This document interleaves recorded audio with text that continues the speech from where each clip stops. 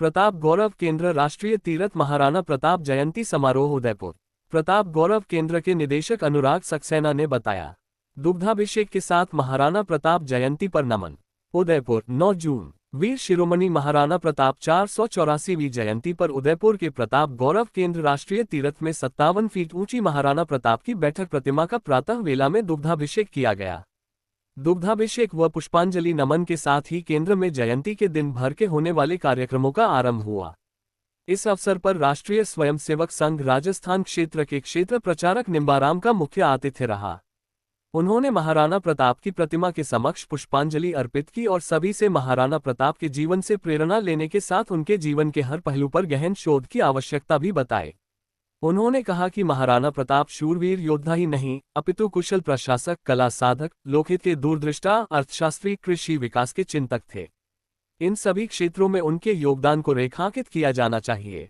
महाराणा प्रताप जयंती समारोह के संयोजक CA महावीर चपलोत ने बताया कि इस अवसर पर जल संसाधन मंत्री सुरेश सिंह रावत, वीर शिरोमणि महाराणा प्रताप समिति के अध्यक्ष भगवती प्रकाश शर्मा, महामंत्री पवन शर्मा, कोषाध्यक्ष अशोक पुरोहित, प्रचार मंत्री जयदीप आमेटा, राष्ट्रीय स्वयंसेवक संघ के राजस्थान क्षेत्र कार्यकारिणी सदस्य हनुमान सिंह राठौड़, विभाग संचालक हेमेंद्र श्रीमाली, महानगर संचालक गोविंद अग्रवाल, उदयपुर ग्रामीण विधायक फूल सिंह मीणा, महापौर गोविंद सिंह टाक, उपमहापौर पारस सिंघवी सहित कई गणमान्य। आज मैं आपको एक ऐसे बलिदान के बारे में बोल रहा हूं जिसकी आप सोचना तो दूर, कल्पना भी नहीं कर सकते। और ऐसा बलिदान जो दुनिया में न पहले किया गया न बाद में होगा, वो बलिदान था हाड़ा रानी का। हाड़ा रानी हाड़ा राजपूत की पुत्री थी और उनकी शादी होती है सलुम्बर के राजा रतन सिंह से। शादी हुई साथ रतन सिंह जी अपनी पत्नी को बेहद प्यार करते थे और उनकी मेहंदी भी नहीं सूखी है। और 7वें दिन उनको फरमान आता है, राजा सिंह जी जो मेवाड़ के राजा थे 1652 से 1680, उनका आता है फरमान आता है कि औरंगजेब की सेनाएं आ रही है, उनको रोकना है आपको। अब इनका मन अपने पत्नी के प्रेम में लगा हुआ है। शादी हुई है, आप सोचिए सर, 5-7 दिन हुआ है, अब जाना कैसे गए। तो उनकी पत्नी थी साहब, वो भी हाड़ा वंश की थी और उनकी बुआ थी जोधपुर बैरेज की पत्नी जसवंत सिंह जी।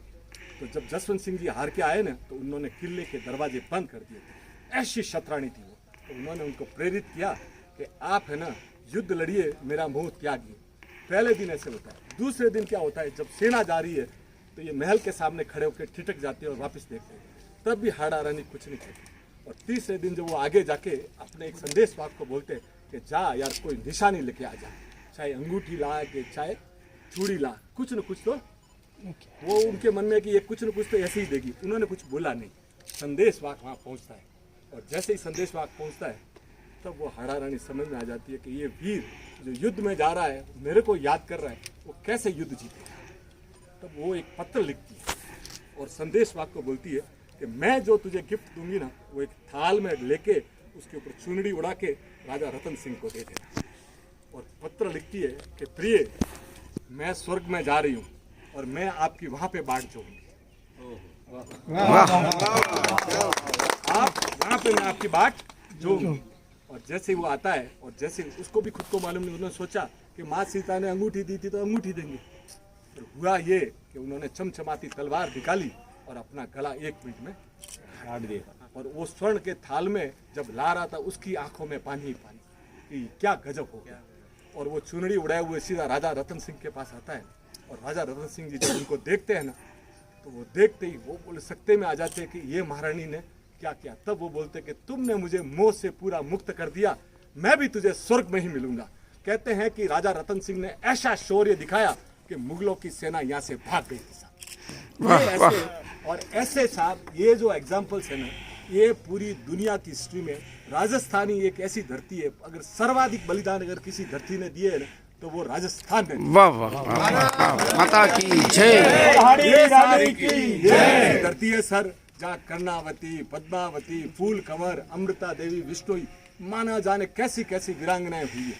पूरी दुनिया में आपको वीर तो मिल जाएंगे, पर वीर और वीरांगनाओं की अगर कोई दुनिया में भूमि है और जहाँ खून पानी से भी सस्ता है, अगर वो कोई जगह है तो वो है राजस्थान। वाह वाह वाह, नाथ की जय। राजस्थान में भी मेवाड़